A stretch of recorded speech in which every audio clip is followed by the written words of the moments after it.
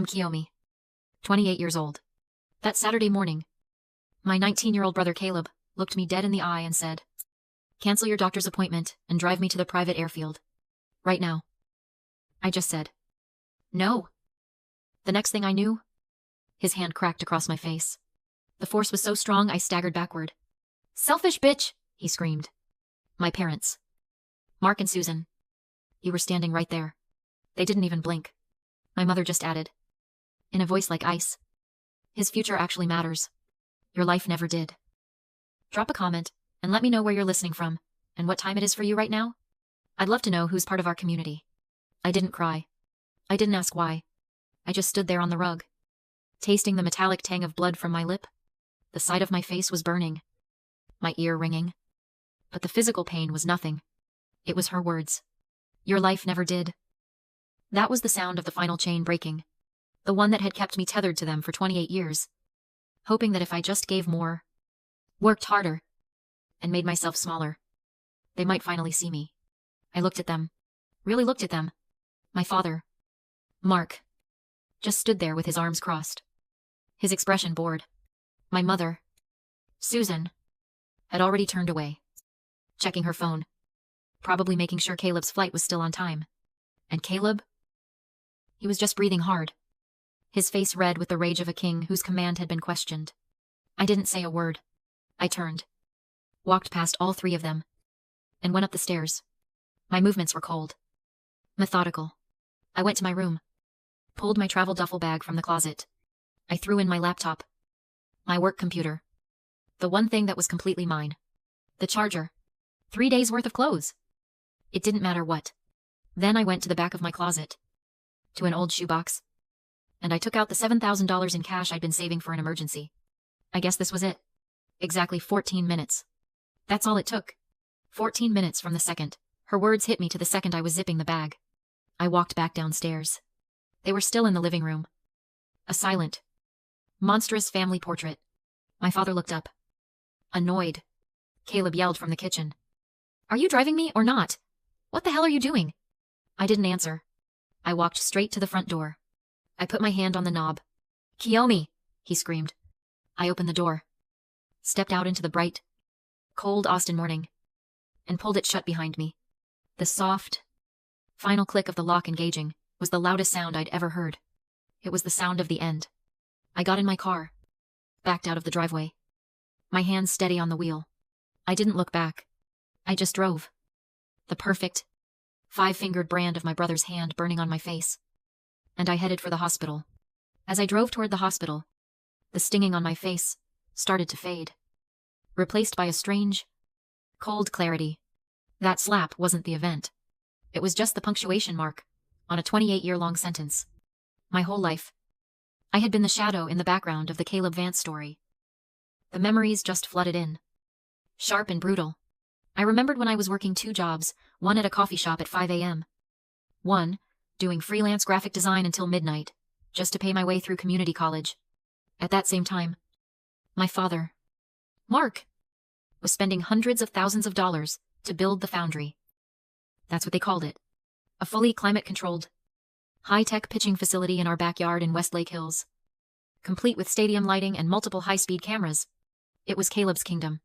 I remembered the parade of private coaches, $500 an hour, cash, rolling up in luxury SUVs. I remembered the private jets to showcase tournaments in Florida or Arizona. Caleb had a brand before he could legally vote. Meanwhile, I lived in a tiny, overpriced studio in East Austin, with a window that looked out onto a brick wall. My bedroom had been a converted storage room. And even after I graduated, even after I landed my job at the design agency, I was still the family's ATM. Mom would call, "Kiyomi, honey, Caleb's travel expenses are just astronomical this month. We just need a little help." And I always sent it. Every single month. I sent the money I was trying to save for a down payment. I sent the money I should have been using to pay off my own student loans. I sent it because I thought, I don't know what I thought. I guess I just hoped that one day they would finally see me, that they would turn around and say, "Thank you, Kiyomi. You've sacrificed so much. You matter, too." And that's the trap. Isn't it? It's not that I was weak. People watching this will say, "Why did you stay? Why did you let them?" You don't understand. It's called learned helplessness. It's an empathy trap. When you grow up as the other one, the scapegoat, your entire sense of self gets warped. You are programmed, day after day, year after year, to believe that your only value is in what you can provide. Your only path to their love, their conditional crumbs from the table. Love is through your own sacrifice. You're not staying because you're stupid. You're staying because you've been convinced that this is the only way to survive. You've been trained to set yourself on fire to keep them warm. And you do it over and over, just for the fleeting hope that one day they'll finally say you're a good fire. But they never do. I pulled into the hospital parking garage, my knuckles white on the steering wheel. That hopeful, sacrificial girl was gone. She had died on the living room floor. 14 minutes ago, the person who walked into the oncology clinic, holding the door open with a numb hand, was someone new, someone cold, and someone who was finally, completely, done. I walked into the oncology clinic with my bag still looped over my shoulder, the purple imprint of Caleb's 5 fingers stark against my pale skin. The receptionist looked up, and her polite smile froze. She took my name, told me to wait, and I could feel her eyes following me as I sat down in the quiet room. When the nurse called my name, Kiyomi, her voice was professional, but she did the same double take. I followed her down the hall into an examination room. Doctor Jennifer Reed was already there, looking at my chart. She was a woman in her 40s. No nonsense. With a crisp white coat and eyes that looked like they missed absolutely nothing. She looked up, smiled, and then the smile vanished. Her gaze went from my chart to my face, and she just slowly lowered the clipboard. Kiyomi, she said, her voice calm, and even, "Who did this to you?"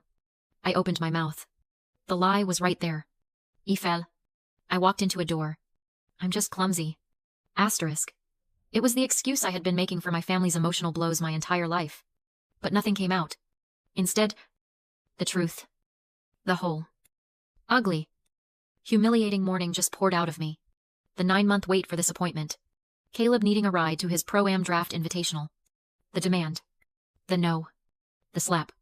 And the final, killing words from my mother. His future actually matters. Your life never did. I told her about the 14 minutes. The bag. The click of the front door.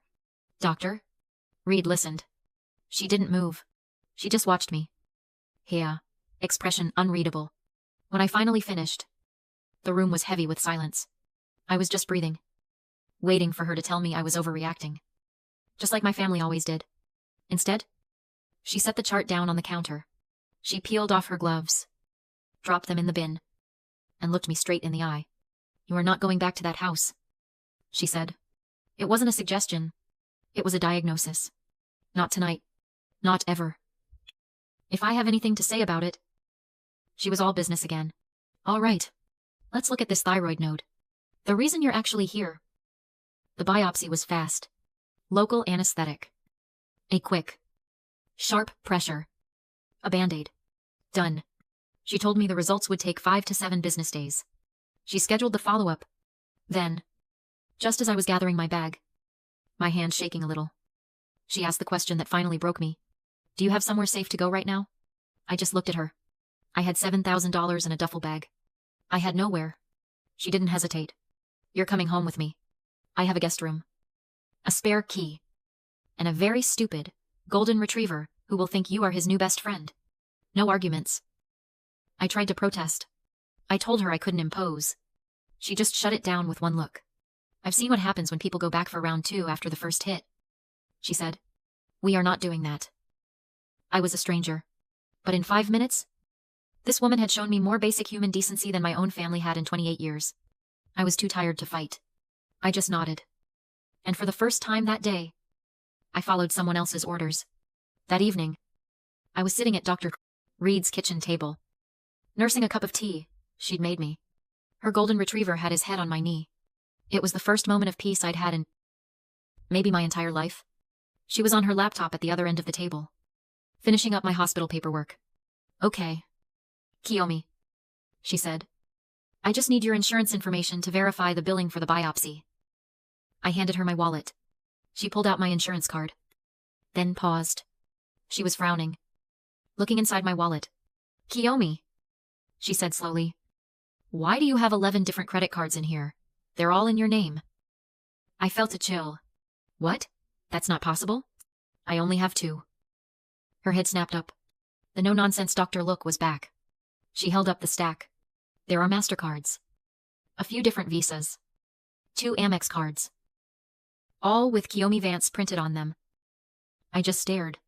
I had no idea. Doctor. Reed's eyes narrowed. As a medical provider, she said, I'm required to report suspected fraud, especially when it might affect a patient's ability to cover care. She turned her laptop around. I have access to a secure credit portal for insurance verification. With your permission, I'd like to pull your full report. I just nodded, my mouth dry. The green bar on the screen loaded. And then the number appeared. Total unsecured debt in my name, $295,000. I think I stopped breathing. That can't be real. Doctor. Reed clicked on the first card. A $30,000 balance. She clicked on the charge history. $50,000 in private jet charters to Florida. She read. Her voice cold. Another $25,000 in performance supplements from a compounding pharmacy in Miami. Does that mean anything to you? It did. That's where the Pro-Am draft invitational was. Those were Caleb's coaches. Those were his vitamins. We went down the list. Card after card. $500 an hour coaching fees. Custom equipment. Hotel suites. Every single charge. Every single dollar. Matched Caleb's baseball calendar like a fingerprint. They had been using my social security number. My name. My times. Identity times. To build their golden boy for years. I just sat there, staring at the number. $295,000. And as I stared at it, I finally understood. This wasn't just favoritism. This was a business decision. You see, in a family like mine, the golden child isn't just a son. He is a high-stakes investment. Caleb was my parents' entire financial plan. He was their retirement, their social status, their narcissistic extension. His success was their success. They weren't just supporting his dream. They were underwriting their own. And that's why they were willing to commit federal crimes to fund it. Because in their minds, they weren't just stealing from their daughter. They were reallocating a worthless asset in me to fund their 1 in a million shot at the big time. I wasn't a person. I was just collateral. Doctor. Reed was quiet for a long time. Her fury, a tangible thing in the room. Then she picked up her phone. I have a friend, she said. A federal-level financial crimes attorney. I'm calling him. Right now. She put him on speaker. He listened. He asked a few sharp questions. Then he said, Give me 10 minutes. I have access to public filings. Let me see what the father's business looks like. He called back in 8. Okay, he said. This is bad. But I found something worse. Something that proves intent. Beyond any doubt. He had found an email. Part of a public business filing dispute from 18 months ago. It was from my mother. Susan. To my father. Mark. Doctor. Reed read it aloud to me. Her voice shook. Just a little. Mark. You have to be more careful. She almost saw the bill for the Florida trip. I've handled it. She's so trusting. She'll never look deeper. It's for Caleb's future. All of it is for Caleb. I felt the last bit of air leave my lungs. My father was the muscle. But my mother was the architect. She knew I was trusting. She had counted on it. She had weaponized my love for them. And used it to help them rob me blind. For 2 weeks. I lived in the quiet safety of Dr. 2. Reed's guest room. I barely spoke. I barely slept. I just existed in a state of suspended shock. Waiting for the biopsy results. Waiting for the other shoe to drop. And then, it didn't just drop. It brought the whole house down. I was standing in the kitchen. My phone on the counter. When it started vibrating. It didn't just buzz. It vibrated so hard it skittered across the granite like it was trying to escape. A text from an old high school acquaintance. Then another. Then a flood of notifications from sports forums I didn't even follow. My hands were shaking as I picked it up. The Pro-Am Draft Invitational in Florida. The biggest showcase of Caleb's life. Had run a surprise. Mandatory drug test on every player, throwing over 95 miles per hour. Caleb's name was at the top of the list. The results came back from the lab, in under 48 hours. Positive? Not just for one thing, but for 3 separate, high-level performance-enhancing compounds. The kind that don't just show up. The kind you plan. The kind my $295,000 debt had paid for. The fallout was immediate. It was biblical. By 10 a.m. His name was scrubbed from the event's leaderboards. By 11 a.m. The organizing body issued a statement. Participant Caleb Vance has been ruled ineligible due to a doping violation. All stats are nullified. He is banned from all future activities. By noon, the 12 full-ride scholarships he'd been offered evaporated. By 3 p.m., a global baseball governing body issued a lifetime ban. His entire future, the one my mother had sacrificed my life for, was over. It was gone in the span of a single news cycle. And that's when my phone times started to scream. They didn't know about the fraud. They didn't know I had the credit reports. They didn't know about the lawyer. They only knew one thing. This was, somehow, my fault. 52 missed calls from my mother. Susan. The texts were all caps. You did this. You let this happen. You destroyed your brother. You ruined us. One single, chilling voice note from my father. Mark. 30 seconds of just pure, venomous breathing. And then, I hope I never see your face again. You are dead to me. And Caleb. Oh. Caleb. 117 texts. One after another. First begging, you have to fix this. Call them. Tell them it was a mistake. Then threatening, you'll pay for this. You selfish bitch. Then, finally, just pathetic. Sobbing, nonsense. They weren't mad that I had uncovered their crimes. They were mad that I hadn't driven him to the airport. In their twisted minds. If I had just done what I was told. If I had just times been there, asterisk. I could have somehow stopped the drug testers at the door. I had broken the routine. And that's what had caused the universe to punish them. I sat there on Dr. Reed's floor, reading the carnage. I didn't feel anger. I didn't feel sadness. I didn't even feel satisfaction. I just felt nothing. Avust. Cold. Empty quiet. I read my father's text one more time. You are dead to me. Good. I whispered to the empty room. I blocked his number. I blocked my mother's number. I blocked Caleb's number. I silenced the group chats. I just sat there, in the silence, as the empire they built on my back finally, completely, imploded. I was no longer a victim. I was the person holding the evidence. Caleb's karmic collapse was satisfying. But it wasn't justice. It was just an implosion. Justice had to be built. Dr. Reed's lawyer friend, the one who found the email, had already prepared the entire file. It was a 4-inch thick binder. Page 1 was my forged signature next to my mother's email. Page 2 was the $295,000 debt summary. The following pages were every private jet receipt, every supplement order, every $500 coaching bill. I walked into his downtown office, looked him in the eye, and said the words I had been practicing. I don't want a settlement. I want them prosecuted. Federally. He just nodded, closed the binder, and said, That's what I was hoping you'd say. He didn't file a civil suit. He sent the entire package to the U.S. Attorney's Office, citing aggravated identity theft, Fraude, and conspiracy. The arrests were quiet, fast, and brutal. My father, Mark, was arrested on one of his high-status construction sites. In front of his entire crew, they cuffed him while he was holding a blueprint. My mother, Susan, was arrested in the parking lot of a Whole Foods, her trunk full of organic groceries. The courtroom scene was cold. I sat in the back, wearing plain black. They didn't even see me. My father, Mark, who had built an empire, stood there in an ill-fitting suit. He pled guilty. He was sentenced to 8 years in federal prison for aggravated identity theft and wire fraud. My mother, Susan, the architect, received 2 years of home confinement. She was fitted with a glowing ankle bracelet right there in the courtroom.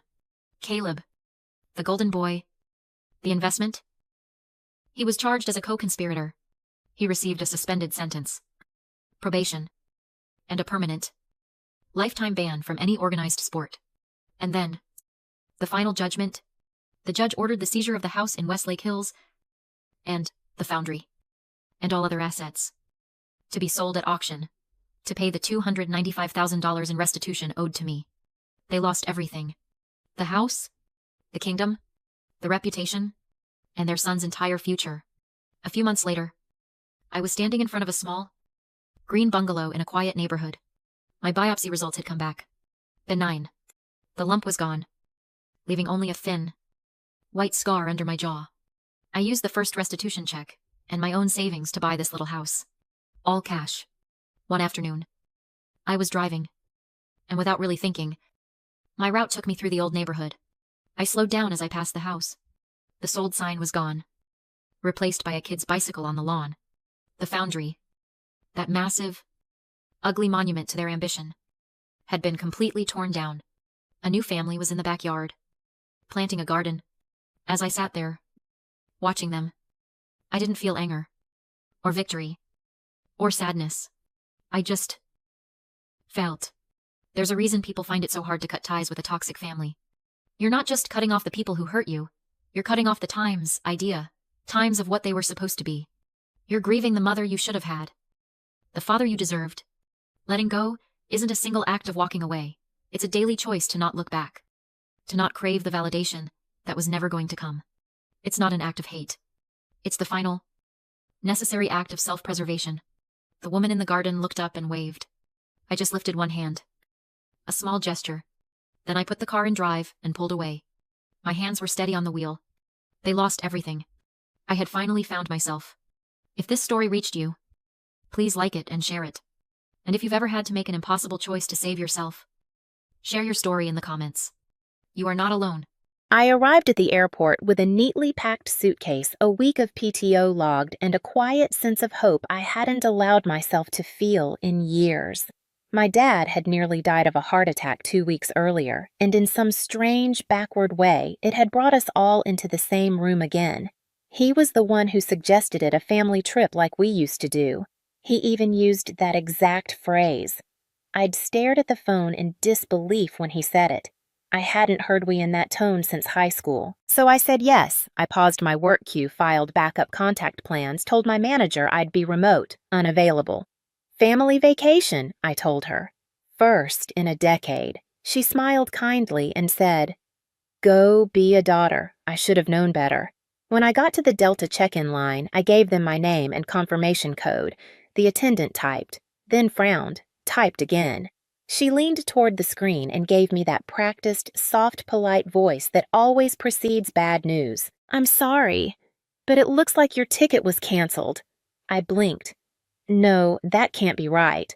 My father booked it for the 4 of us, my parents, my sister, and me. I confirmed it 2 days ago. She shrugged helplessly. All the others are active. Just yours is missing from the group manifest. It was canceled 3 days ago. I turned, scanning the terminal for their faces, and there they were. My parents stood about 30 feet away, chatting with my sister Madeline. Her long blonde hair was tied up in a neat bun, sunglasses perched on top like a crown. She was smiling. When our eyes met, she didn't look surprised. She looked satisfied. I walked over slowly, heart thudding. "My ticket's gone," I said flat. "It was canceled." My dad frowned. No, that doesn't make sense. I bought them all together. I paid for the group. I just spoke to the counter. Mine's the only one missing." He turned to my mom. "Gail, did you?" She shook her head, confused. "Of course not." I looked at Maddie. She didn't say a word, just smiled, tilted her head. That same look I remembered from childhood. The one she wore after hiding my college application essay. The one she had when she whispered to a boy I liked that I still wet the bed. "Maddie," I said. "You canceled it, didn't you?" My mom's voice sharpened. "Claire, don't start. She never wanted me to come. You know that." "You're being dramatic," she snapped. "It's just a mistake. Probably a glitch with the airline." I laughed short and bitter. "Right. And it just so happened to glitch on my ticket." My father checked his watch. "We're boarding soon. Maybe we can sort it out with the gate agent." "There are no seats left," I said, "unless one of you wants to stay behind." Silence. That was the moment I knew. I stood there in the center of the terminal, holding nothing but a carry-on bag and the echo of my own name. They didn't say, "We'll cancel the trip." They didn't say, Come with us tomorrow? They just stared, waiting for me to make it easier for them. And I did. I told them to go. I watched them walk through security, just the three of them. No one turned around. Did she really cancel my ticket? Or did they never plan for me to come in the first place? I didn't always hate my sister. There was a time when I adored her.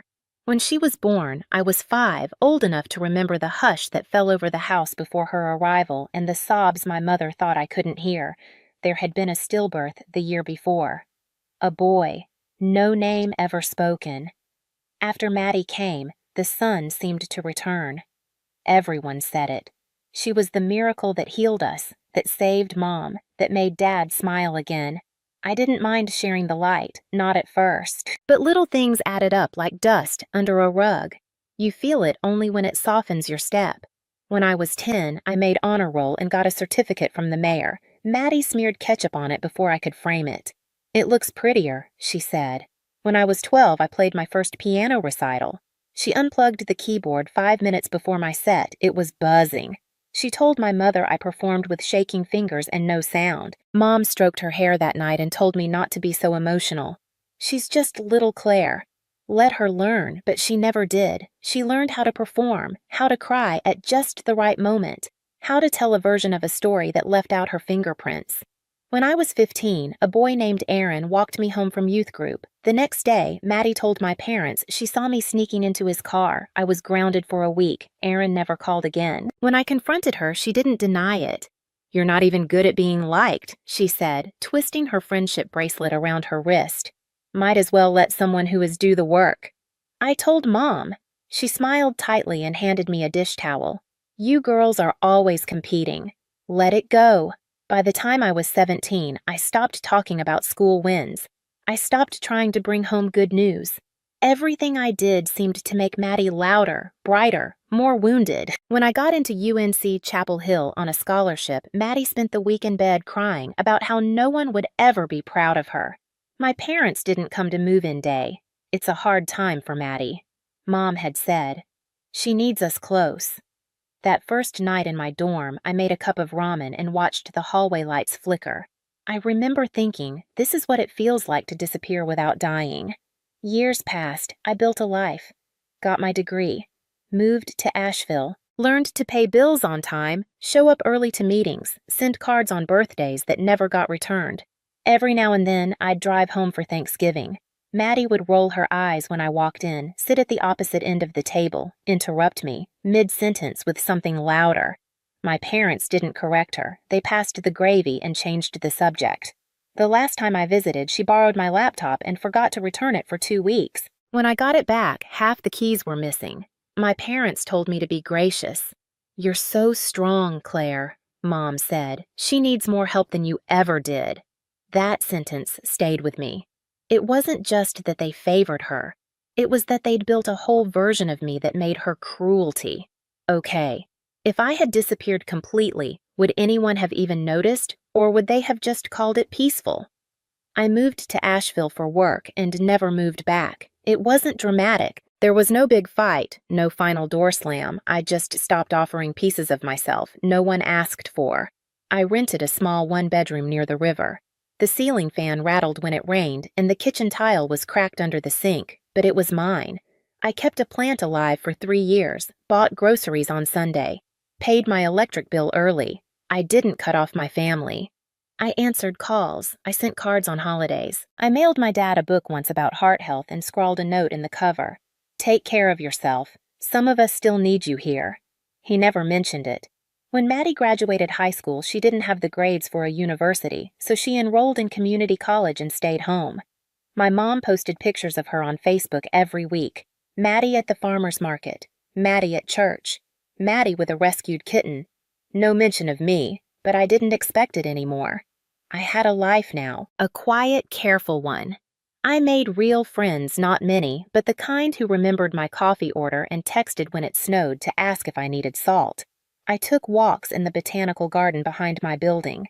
I watched couples argue over mulch at Lowe's and thought, this is what peace looks like. It's not loud. It doesn't beg to be seen. Then the call came. My mom's voice was tight. Not crying, but close. Your dad's had a heart episode. It was serious. They brought him back, but it was close. I booked a train that night. The next morning, I was back in Greenville, standing in a beige hospital hallway, watching my father sleep beneath a plastic blanket. He looked smaller than I remembered. Maddie didn't look at me when I walked in. She scrolled her phone in the corner, earbuds in. I stayed a week, worked remote from their dining room table, kept the house quiet, made sure he took his meds. I fixed a loose cabinet hinge and replaced the batteries in the smoke detector, things no one noticed, but I did them anyway. At breakfast one morning, Dad looked at me across the table and said, "We should take a trip, all four of us. It's been too long." I waited for someone to laugh. No one did. He meant it. I hesitated, but then I thought about the way he gripped the stair rail now, how he winced when reaching for his coffee. Something in him had shifted, and maybe foolishly, I hoped something in them had too. So I said yes. I requested time off. I cleared my schedule, emailed my manager, updated my calendar. I packed simple linen shirts, a pair of sandals, a dog-eared novel I'd been saving for years. I wanted to believe this time might be different, that maybe after everything we could sit on a porch somewhere and talk like people who remembered each other's first names. But when the time came when I stood in that airport with a bag in my hand and a ticket that didn't scan, all I saw was Maddie smiling. And all I felt was stillness, not rage, not hurt, just the quiet confirmation that nothing had changed. When did I stop trying to be seen and just start watching from afar? 3 days after they left, my phone buzzed just past 5 a.m. It was my mother missed calls, 7 of them. Then one text, "Call me now, it's an emergency." I didn't think. I called. She answered on the first ring, voice low and uneven. "It's your dad," she whispered. "Something's wrong." My chest tightened. "Is he in the hospital again?" "No, he's stable. But his pills are disappearing." I sat up fully awake. "What do you mean disappearing?" "His morning medication, the Carvedilol. There were 15 left when we packed. Now there's barely 4, and we haven't skipped any." My mind clicked through possibilities. Miscounting, housekeeping, mistake. Then I heard her voice drop lower. I went into Madeline's room to borrow sunscreen. She wasn't there. Her bag was unzipped. I found the pills, all of them stuffed in a side pocket. I didn't speak right away. I could hear the ocean outside her hotel window, waves rolling in like breath. "She could have killed him," she said finally, and I couldn't tell if it was grief or disbelief in her voice. "She wouldn't have taken them by accident," I said. "No," my mother said softly. "No, she wouldn't have. I told her not to confront Maddie." "Not yet. Not while they were stuck abroad. They needed to document everything. Take photos. Secure the pills. Wait until they got home. She'll talk her way out of it," I said. "She always does, but not if you have evidence." My mother hesitated. "Your father wants to speak to her tonight. He says she needs to hear it from him." I wanted to stop them. I knew how this would go. But I also knew my father quiet until he wasn't, and when he wasn't, it was already too late to redirect. That night, they called again. This time, it was Dad. His voice shook. "She exploded," he said. "Claire, I've never seen anything like it." He told me they sat her down calmly, just the two of them. They showed her the pills. Asked why, Maddie laughed. Then she screamed. She accused them of betrayal, said they were trying to humiliate her, called them liars, said she saw them replacing her with me, said Dad should have died if he was just going to bring me back into their lives. She started throwing things, he said, a lamp, her shoes. She picked up the hotel phone and screamed at the front desk. Security was called, then the police. They arrested her. My dad whispered, "Your sister." They took her in cuffs. "Claire." She kept shouting your name, like this was about you. I didn't know what to say. She wasn't shouting at me. She was shouting at the version of me that had never existed, the phantom sister who took nothing but was blamed for everything. "She's been released," he added, "but we're keeping separate rooms now. The hotel helped us change floors." There was a pause. We didn't know," he said, voice cracking. "We really didn't know." I almost believed him, but they had known. somewhere deep down beneath the excuses and the staged smiles they'd known for years. They just never said it aloud until the consequences knocked. What happens when the golden child finally gets exposed and she turns on the people who created her? The next call came less than 24 hours later. This time, my mother wasn't whispering. Her voice was high-sharp with panic. "Claire, we can't find our passports." I blinked. "What?" "Both of them gone, and our wallets. They were in the drawer by the bed last night now. They're just gone." I stood in the middle of my kitchen, still holding my coffee, the steam curled past my face. "Did you check with the front desk?" "Housekeeping." "We did nothing." Turned in Ron's ID. My credit cards, everything all gone. I didn't say anything. My mom's voice broke. "We think she took them." It made sense, after what happened. After being arrested, after being told for the first time in her life that she had gone too far, and now she was making sure they couldn't leave without her. She said my mom whispered that if we ever chose you again, we'd regret it. I sat down, slowly. It wasn't about pills anymore, or even rage. It was control. The only thing Maddie had ever needed more than attention. We're stuck. Claire, no IDs, no cards, no passports. We can't fly. We can't book a new hotel. We can't even rent a car to get to the consulate. We have nothing. The line went quiet for a moment, then she added softly, "We need your help." There it was. The words I'd never heard from her mouth. Not when I moved out. Not when I graduated. Not when I got promoted. Not when I sat alone at Thanksgiving while they took family photos without me. "We need you." I wired them money through Western Union. Enough to get to the embassy. Rebook a hotel. Then I stayed on the phone, walking them through the steps. I looked up the consulate hours, drafted an affidavit for lost documents, pulled up a guide to emergency passport replacement, and emailed it in a PDF. I didn't scold. I didn't gloat. I treated it like I would for a stranger who needed help. Later that night, my dad called. "I want to say I'm sorry," he said. "We should have seen it earlier." There was a pause. "We just didn't know how to admit it, that we'd been wrong." I let him speak. "We called you dramatic," he said. "We called you jealous, but you were just telling the truth, weren't you?" "Yes," I said. Another silence. Then his voice quieter. "And you still helped us. I wasn't going to leave you stranded. I wouldn't have blamed you if you had. I didn't say it, but I would have blamed myself. Not because I owed them, but because I couldn't become the person they once accused me of being cruel by nature. Vindictive. Small, I wasn't small. I just remembered too much. Maddie didn't speak to them for the rest of the trip. She refused to give back the passports. Eventually, she dropped them at the front desk without a word. No apology. No explanation. My parents flew home 2 days later quieter than I'd ever seen them. They didn't call when they landed, but 2 mornings after that, I found a package on my doorstep. Inside was the book I had sent my dad, the one about heart health I thought he'd forgotten. There was a note in the cover in his handwriting. "Thank you for keeping me alive in every way that mattered." Could I have walked away this time? Yes, but maybe the point wasn't proving them wrong, just letting them see. I'd been right all along. Maddie didn't unravel.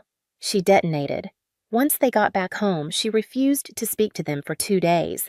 Then, as if those hours of silence had sharpened into blades, she began lashing out, not with words, but with control. She took their car keys and hid them twice. Once, when my father had a follow-up cardiology appointment, she smashed a set of dishes when my mom asked her to lower the volume on the TV. One night, she dragged a chair into the hallway, sat down, and played the same 3-second clip on her phone on loop until dawn. I told my parents to document everything. I told them it wasn't just tantrums anymore. It was a pattern. It was dangerous. They agreed, quietly, carefully. Then it escalated again. She came at my father with a kitchen knife during an argument. It wasn't deep, just a scrape along his forearm, but that didn't matter. He was bleeding, and it was enough. They called the police. Maddie was arrested this time for assault. She didn't cry, didn't beg. She just stared at them like they'd betrayed her for the last time. They pressed charges.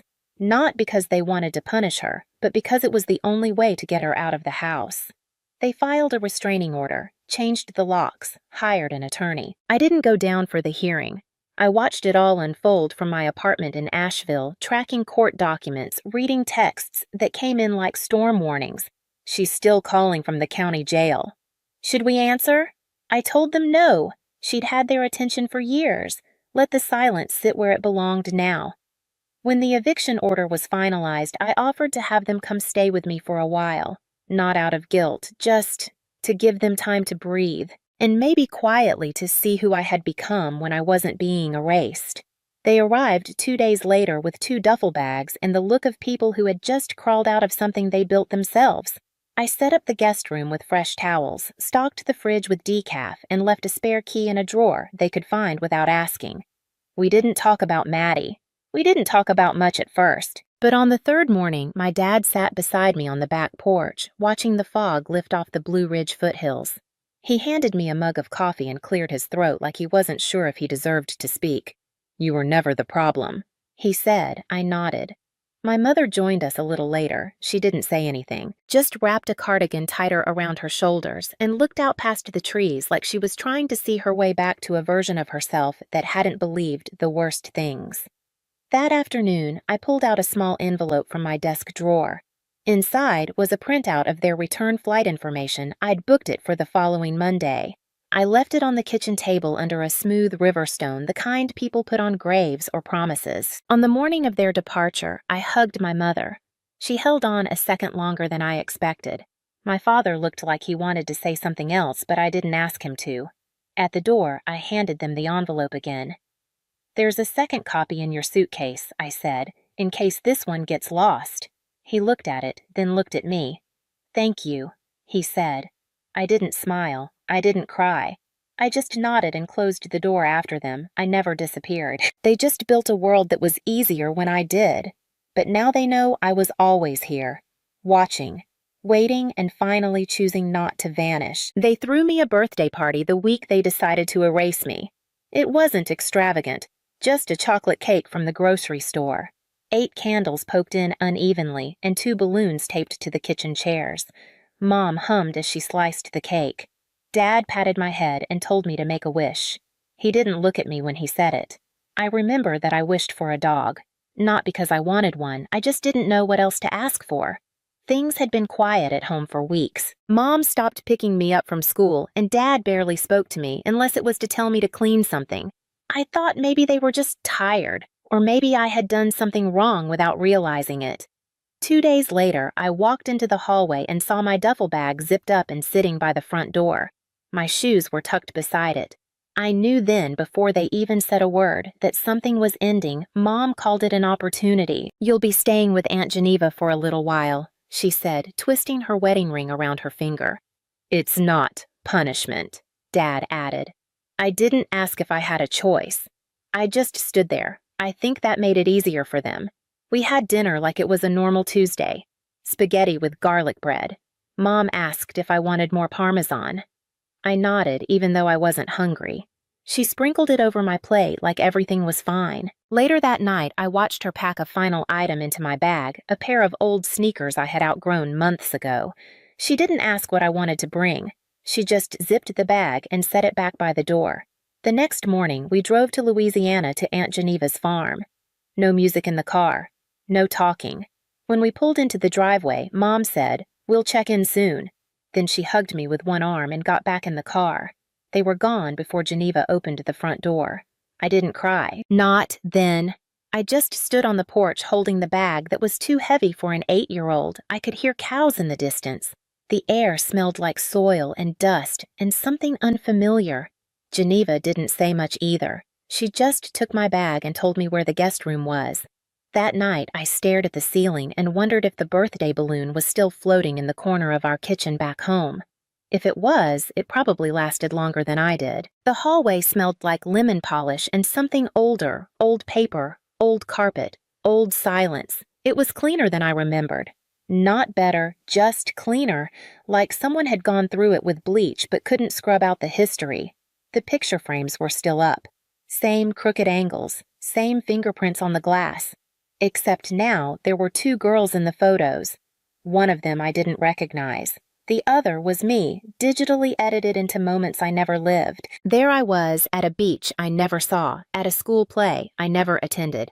My smile pasted over someone else's weekend. I stood there for a full minute staring at one frame above the heater vent. Christmas, maybe 6 years ago, Tessa, holding a stocking, my father wearing his forced grin, my mother beside them, hand on Tessa's back, and next to them me, a blurry outline, too tall, too still. The photo had been doctored but poorly. They hadn't even tried to match the light. They hadn't erased me. They'd replaced me. I was 8 when my mother got pregnant with Tessa. I didn't understand what it meant. Not at first. She stopped talking about things I liked, stopped asking if I needed help with homework, stopped packing the lunches I liked, and started handing me cafeteria money, even though we both knew I never used it. I wasn't trouble, not exactly, but I had a limp from an accident. I couldn't even remember. I walked uneven, and she said it made me look like something's wrong. She didn't say it mean. She said it quiet, like a diagnosis. One afternoon, I came home to find my small blue suitcase zipped and upright in the living room. My favorite socks were inside. So were the 2 paperbacks I'd read over and over. There was a note on top, "Be good for Aunt Margot." That night, I sat in the back seat of my father's car as we drove to the next town. He didn't speak the whole ride except once when I asked if I could come home on weekends. "We'll see how it goes," he said. They stayed 5 minutes at Aunt Margot's. She made hot cocoa. My mother declined. My father said, "We'll call you soon." They never did, but every December a card showed up in Margot's mailbox. "To our dearest Eliza," it read, a photo printed on cheap gloss paper. Always the 3 of them smiling and matching sweaters. On the back in my mother's hand, "Still a part of us." I stopped opening them when I turned 13, but Margot kept each one in a shoebox. Just in case you want to remember who they said they were. I walked past the picture wall and opened the linen closet. Inside, on the highest shelf, was a small pair of brown leather shoes, scuffed narrow, slightly uneven at the sole. The ones I wore the day they left me behind. I reached up and took them down, cradling them like something alive. Then I smiled quietly. So they hadn't thrown them out after all, just tucked them away like they did with me. The first few weeks with Aunt Margot were mostly quiet. She didn't ask questions, didn't pry. She just made dinner and made space. She left a lamp on in the hallway outside my room and pretended it was for herself. I didn't speak much that first month. Words had always gotten me in trouble, too loud, too emotional, too needy. So I kept to the rhythms I knew. Wake early, keep out of the way, don't take the last piece of bread. That was a rule in my house growing up. Leave something behind. Don't be the one who finishes things. Margot noticed the way I flinched when the kettle whistled, the way I didn't hang my clothes in the closet, just folded them into the corners of drawers. She never asked why. Instead, she gave me a drawer in the kitchen that was mine. Just mine. She even wrote my name on the inside in pencil, Eliza Spoons. It sounds silly now, but that drawer felt more permanent than any birthday card my parents ever sent. By the time I was 12, I was working weekends at the corner florist. Petals and Ferns sat at the edge of town, run by a woman named Dottie, who wore denim overalls and always smelled like lavender and rainwater. She taught me how to arrange sympathy wreaths, how to talk to grieving husbands, and how to mix bleach into flower buckets to keep bacteria from blooming. "You're quiet," she said. "Once I'm used to it," I answered. She nodded, like that made sense, and she never pushed me to be louder. At 14, I was doing invoices. At 16, I was closing the shop on Sunday nights. I saved every dollar, tucked it into an old metal tin I kept behind my textbooks. The first thing I bought with my own money was a second-hand winter coat, forest green wool with deep pockets. The second thing I bought was a locked fireproof box. I wasn't sure why, I just knew I didn't want certain things lost in a house fire. In it, I placed the old birthday cards from Margot, a photo of me and her on a picnic blanket, and one thing I never touched but never threw away, a tiny gold pin in the shape of a tulip. It had been mine, a gift from my mother on my 5th birthday. She called me her little flower that year. The next year, she forgot my birthday entirely. At school, I did well. Quiet students make easy students. I never skipped class. I never raised my hand unless I was sure Margot would write my name in the corner of grocery lists just to make sure I'd see it. "You exist," those scribbles seemed to say. Someone remembers you're here. By the time I was 18, I had a full scholarship to state college. I commuted from home, worked weekends at the florist, studied business and accounting. Margot offered to help with rent if I wanted to move out, but I told her I liked hearing the kettle in the morning. I didn't tell her the truth. I still slept with my shoes beside my bed. Toes pointed toward the door, just in case someone said again, "You don't belong here." The house felt louder now. Backyard laughter layered with folding chairs, paper plates, and the soundtrack of a family pretending everything was fine. Tessa's birthday banners fluttered along the back fence. The tables were covered in peach-colored cloths. A photo display leaned against the shed. Baby pictures, dance recitals, first days of school. She looked like the center of a world that revolved around her. I stood just outside the archway of balloons. No one noticed me at first. They were too busy clinking soda cans and talking over each other. The kind of chaos that feels normal when you think the past is buried. Then my mother saw me. She was wearing pale blue linen and holding a tray of deviled eggs. Her hand froze mid-step. Her face tried to decide which emotion to land on. "Eliza," she said loud enough for the nearby guests to hear. My name rippled outward, heads turned. My father stood under the shade umbrella, squinting like I was a trick of the light. Tessa looked up from a gift bag, confused. "Who's that?" My mother's mouth opened closed, then settled on a brittle smile. "That's your sister." There was no warmth in it, no reunion, just facts packaged for convenience. Tessa frowned. "I don't have a sister." A pause. I stepped closer, slow and quiet, until I stood on the edge of their perfect tableau. "No," I said. "You have a record of one." My father cleared his throat. "We didn't expect you. So soon, I know." I left a message. I know. There were maybe 40 people present, neighbors, co-workers, extended family. None of them moved, but the silence thickened, the kind where no one wants to be first. I reached into my shoulder bag and pulled out the envelope. It looked so small now, this thing I had folded and refolded for months, worn at the corners but sealed. I held it out toward my mother. She hesitated, then took it like she thought it might burn her. "What is this?" "You asked me to come," I said softly. "To show people you raised a good daughter." She blinked. "Well," I added, "here's what that daughter brought." She didn't open it, just clutched it like a prop. My father was still frozen. Tessa tilted her head, impatient. "Why's she here?" she asked again. "It's my birthday." I turned to her, studied her face.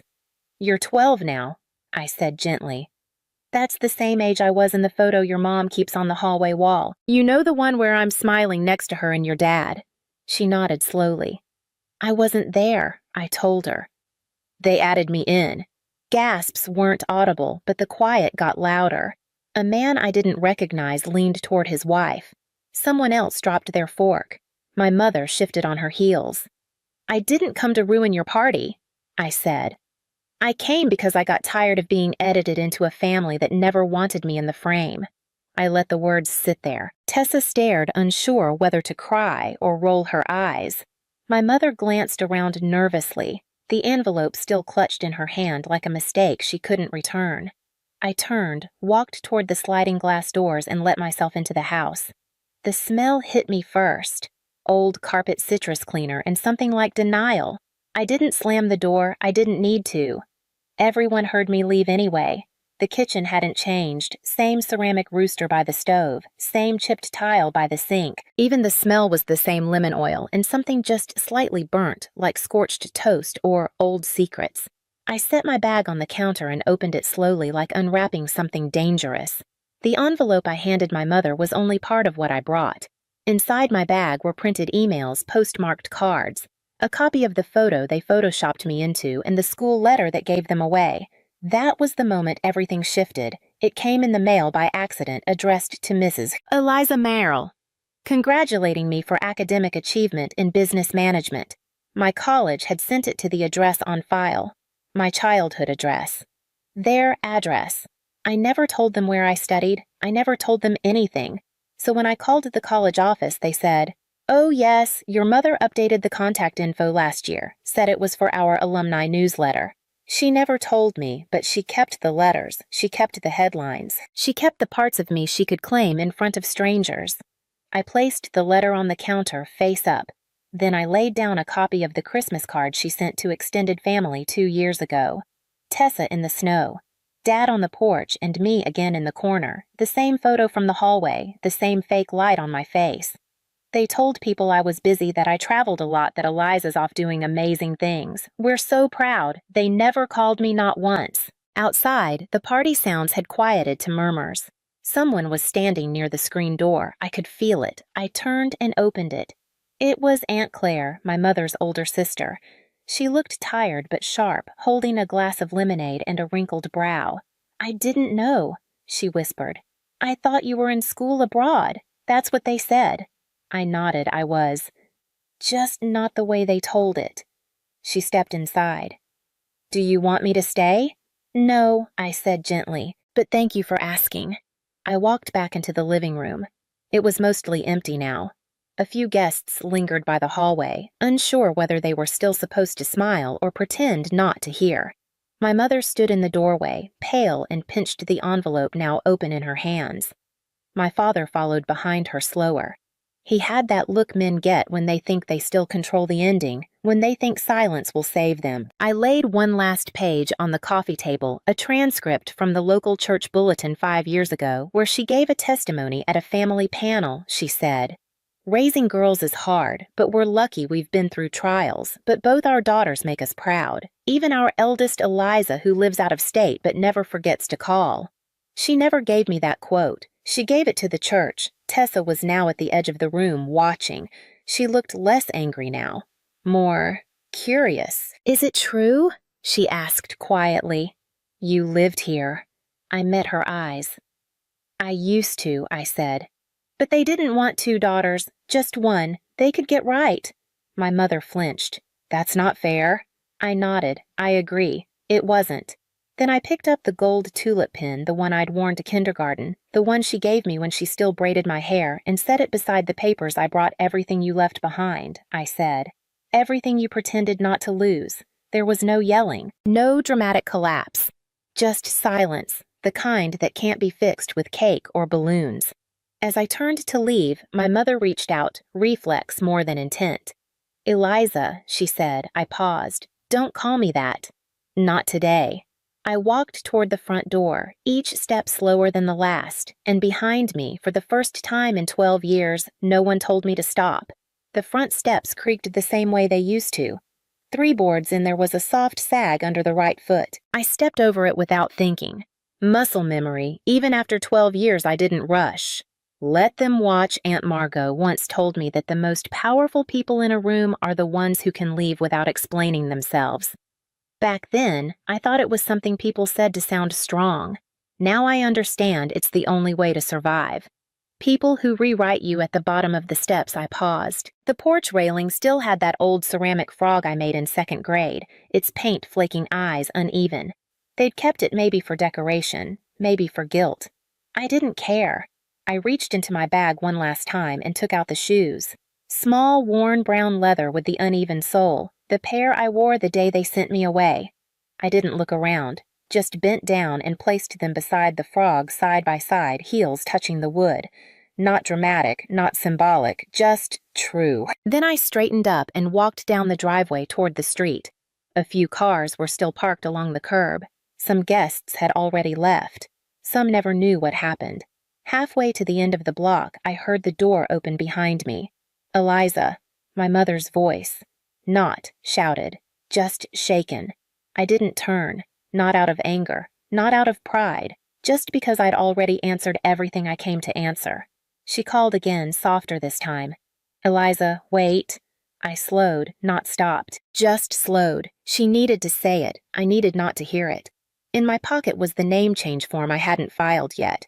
Not because I doubted it, but because part of me wanted to say goodbye, first to the name, not the people, to the child who waited 12 years for someone to call her home. And now that someone had, not to welcome her, but to display her, to borrow her existence for social credit, I walked until the house disappeared behind hedges and telephone poles, until the smell of party food faded and the sounds were just distant murmurs. Then I turned onto Maple Avenue and kept walking, past the mailbox with our old family name on it, past the park where no one ever took me, past the grocery store where Margot once let me pick any cereal I wanted, and I stood there for 20 minutes because no one had ever asked me that before, and eventually past the line where my history ended and my life began.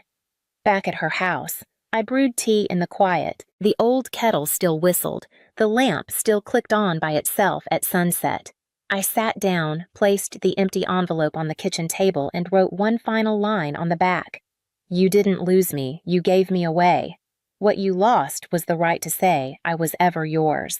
Then I folded it and slipped it into the fireproof box right beside the tulip pin. I didn't feel triumphant, just still. And for the first time in a long time, that was enough.